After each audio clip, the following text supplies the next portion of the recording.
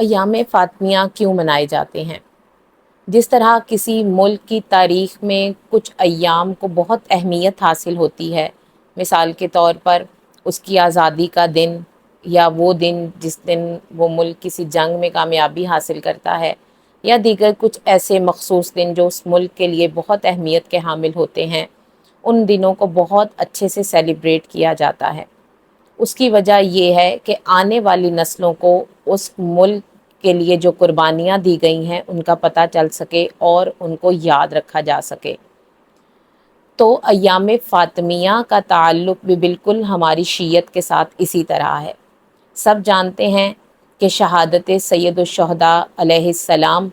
اصل میں اسلام کی بقا ہے، یعنی شہادت جناب سید الشہداء اسلام کی بقا کا دوسرا نام ہے۔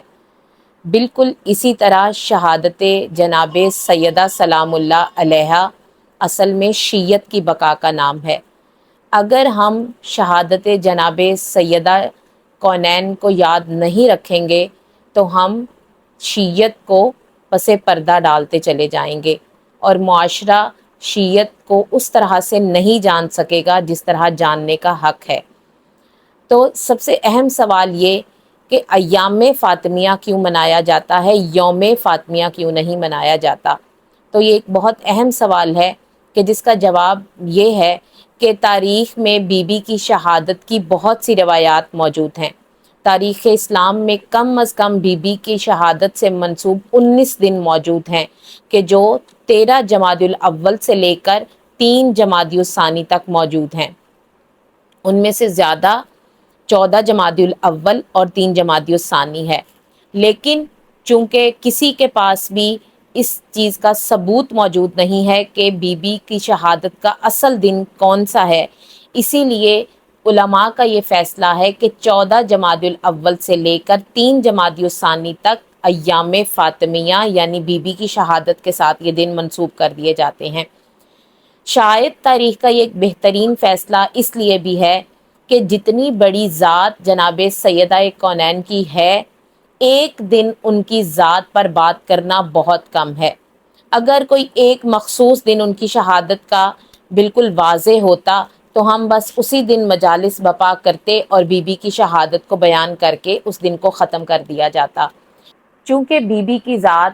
اپنے اندر سمندروں جتنی گہرائی رکھتی ہے، تو ہم ایک دن میں بی بی کی ذات پر بات نہیں کر سکتے۔ ویسے تو جتنا بھی ہم بی بی کی ذات پر تحقیق کر سکیں اتنا ہی کم ہے، لیکن چونکہ ایام شہادت میں ہم اس شخصیت کی طرف زیادہ مرغوب ہوتے ہیں کہ جن دنوں میں ان کی شہادت ہوتی ہے، تو شاید بی بی کی شہادت کا ایام کو منانا اسی لیے بہت ضروری ہے کہ ہم جتنا ہو سکے بی بی کی ذات پر تحقیق کر سکیں، بی بی کی شہادت پر تحقیق کر سکیں، اپنے آنے والی نسلوں کو موجب بتائیں کہ بی بی کی شہادت کس وجہ سے ہوئی تھی اور کیا چیزیں تھیں جو بی بی کی شہادت کا موجب بنی، اور کیسے بی بی کے رونے پر پابندی لگائی گئی۔ تو یہ ساری وہ چیزیں ہیں کہ جو ہمیں اس چیز کے لیے مجبور کرتی ہیں کہ ہم بی بی کی ذات پر تحقیق کر سکیں۔ تو پروردگار سے یہی دعا ہے کہ پروردگار ہمیں توفیق عطا فرمائے کہ ہم ایام فاطمیہ کا حق ادا کر سکیں اور اپنی اولاد تک بی بی کی شہادت کی وجوہات منتقل کر سکیں۔